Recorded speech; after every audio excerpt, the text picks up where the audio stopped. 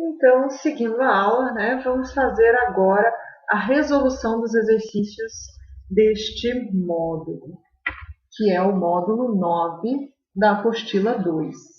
Então, para quem está perguntando aí, que apostila que é, professora? É a apostila 2, gente, página 201. O exercício 1 pede para fazer a configuração eletrônica dos íons a seguir, né? Na letra A, tem a distribuição eletrônica do ferro, 3+, que é exatamente o exemplo que eu acabei de dar, então eu não vou fazer novamente. O que vocês têm que fazer é a distribuição eletrônica do átomo neutro e depois a retirada dos elétrons a partir da camada de valência. Igualzinho eu fiz no exemplo anterior.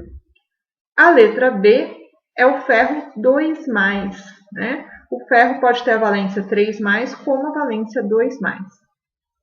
Então, a gente faz da mesma maneira.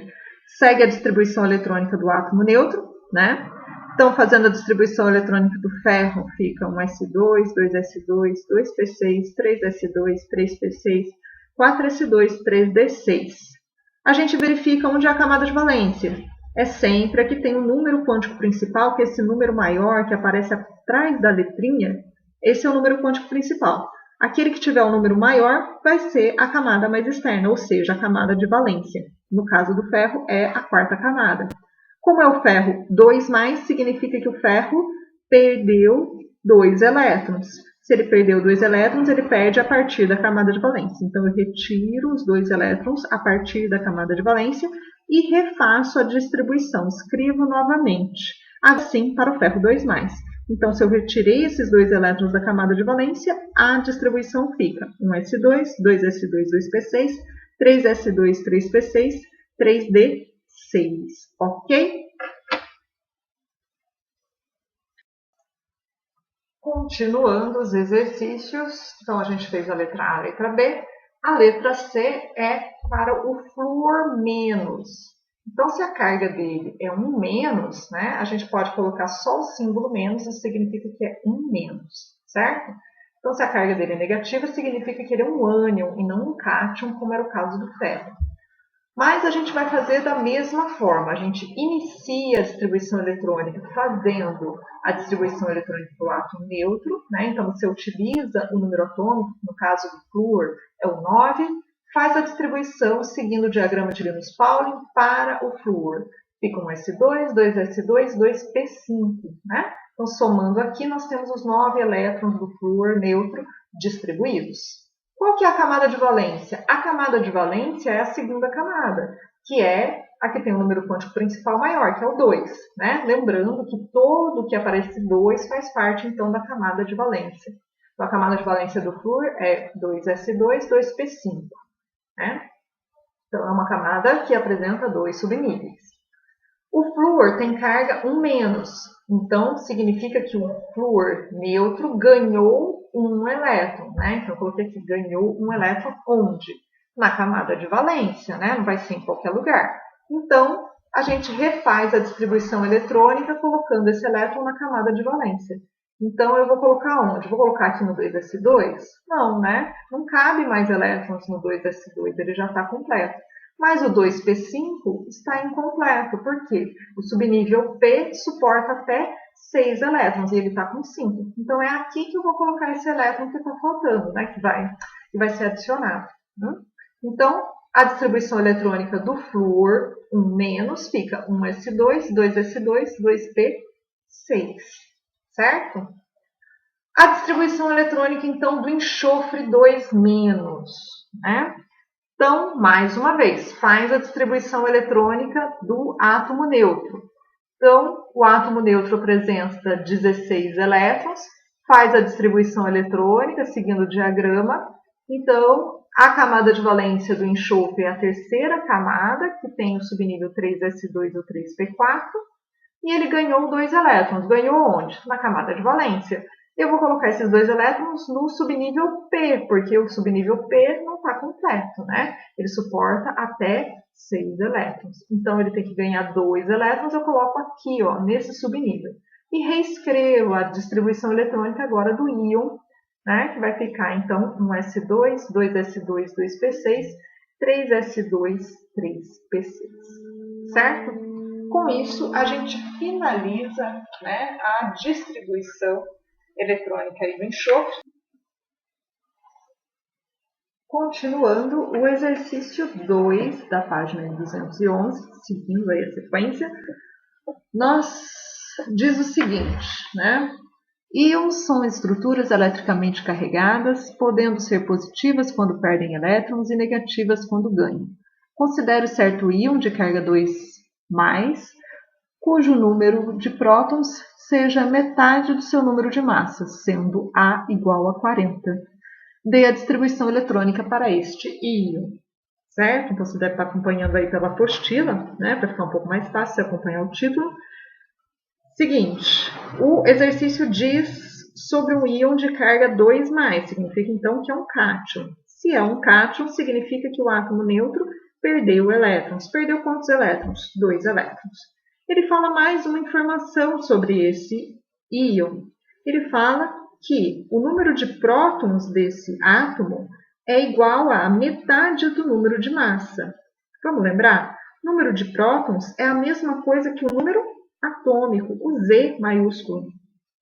E o número de massa é a carga do núcleo, né? Não a carga do núcleo, a massa do núcleo, né? O número de prótons mais o número de nêutrons. Estão lembrados? Então, o número de massa é a letra A maiúscula, né? Representado pela letra A maiúscula. Então, se o número de prótons é igual a metade do número de massa, eu tenho que o número atômico, que é igual ao número de prótons, é igual, então, ao número de massa dividido por 2. Certo? Então, foi daí que eu retirei essa equaçãozinha a partir do título do próprio exercício.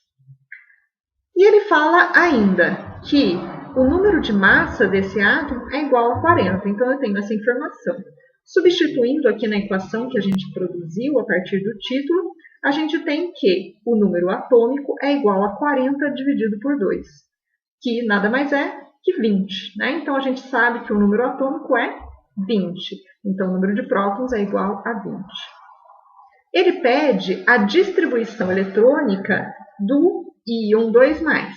Mas a gente já sabe que para fazer a distribuição eletrônica de um íon, a gente precisa primeiro fazer a distribuição do átomo neutro. O átomo neutro em questão, né, que eu coloquei um símbolo qualquer, né, coloquei X, tem o número atômico 20. Então, a partir desse valor, eu faço a distribuição eletrônica do átomo neutro. Então, vai ficar, usando o diagrama de Linus-Pauling, 1s2, 2s2, 2p6, 3s2, 3p6, 4s2. Identificando, então, a camada de valência. A camada de valência é a camada mais externa, ou seja, aquela que tem o número quântico principal maior. Nesse caso, é a quarta camada, que só tem o subnível S, então fica 4s2, pertencendo, então, à camada de valência. Como o íon tem carga 2+, significa que ele perdeu 2 elétrons a partir da camada de valência. Então, retira-se 2 elétrons aqui na camada de valência, e a gente pode, então, reescrever a distribuição eletrônica do íon 2+. Então, vai ficar 1s2, 2s2, 2p6, 3s2, 3p6. Então, essa é a resolução deste exercício. Para finalizar, o exercício 3. Né? Então, o exercício 3 é para dar verdadeiro ou falso nas sentenças que seguem. Né? A primeira sentença diz o seguinte: o íon oxigênio 2- é isoeletrônico com o íon enxofre 1-. Né? Então, lembrando, o que é isoeletrônico? Isoeletrônico significa que são átomos que apresentam o mesmo número de elétrons. Então, para a gente saber se eles são isoeletrônicos, a gente precisa saber quantos elétrons cada um tem. Para isso, basta a gente fazer um cálculo bem simples, né? Então, aqui, o oxigênio tem número atômico 8, né? Então, se ele tem carga 2-, significa que o átomo neutro ganhou 2 elétrons. Então, a gente soma o número 2 ao número atômico, né? Então, fica 8 mais 2, 10. Então, significa que o oxigênio 2- tem 10 elétrons. O enxofre 1- tem número atômico 16. Então, se ele tem carga 1-, significa que ele ganhou um elétron. né? O átomo neutro ganhou um elétron. Então, vai ficar 16 mais 1, que vai dar, então, 17 elétrons. Ele tem o mesmo número de elétrons? Não, né? Então, essa alternativa ela é falsa, certo? A segunda sentença aqui fala do flúor 2-, né? O íon flúor 2-, possui o mesmo número de prótons que o íon flúor 1-, né? Então, vamos lembrar, a formação de íons se dá sempre pela perda ou ganho de elétrons. Nunca vamos mexer no número de prótons. Então, o número atômico de um átomo sempre permanece o mesmo no caso da formação de íons, né? Então, o flúor 2- significa que o átomo neutro perdeu 2 elétrons e o flúor 1- significa que o átomo neutro perdeu, o flúor 2- significa que o átomo neutro ganhou 2 elétrons e o flúor 1- significa que o átomo neutro ganhou 1 elétron. Tá? Então, eles apresentam o mesmo número de prótons. O número de prótons é dado pelo número atômico e os dois apresentam o número de prótons igual a 9, certo? Então, possuem o mesmo número de prótons. Verdadeira, né? Alternativa verdadeira. A próxima sentença fala: a distribuição eletrônica do íon magnésio 2+, é igual à distribuição eletrônica do íon sódio 1+. Fazendo aí a distribuição eletrônica, né, desses dois cátions, né? Primeiro você faz a distribuição eletrônica do átomo neutro, usando o número atômico, e depois você retira os elétrons, né? No caso do magnésio, fazendo tudo isso, a distribuição eletrônica fica a seguinte: 1s2, 2s2, 2p6.